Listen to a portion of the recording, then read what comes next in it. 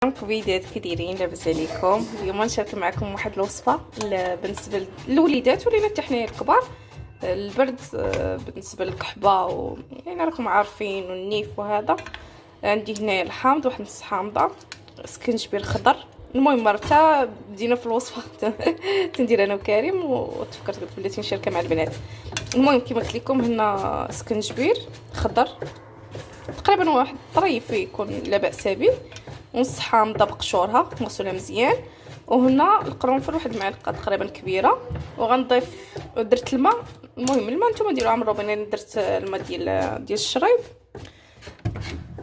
صافي غندير هنايا النعناع غسلته تقريبا واحد 2 معالق كبار، حيدته من الاخر من العروشه ديالهم. هنايا بقى الحق صغيورين فيه خليته.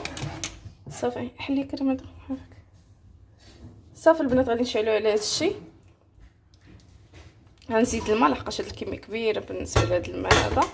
غنزيد الماء ونخليوه فوق البوطه، نقصوا عليه ونغطيوه باش دوك زيوت الطياره ما تطيرش، يعني باش العناصر كامله تبقى في هاد الاناء، ما تطيرش لينا، ما تبخرش.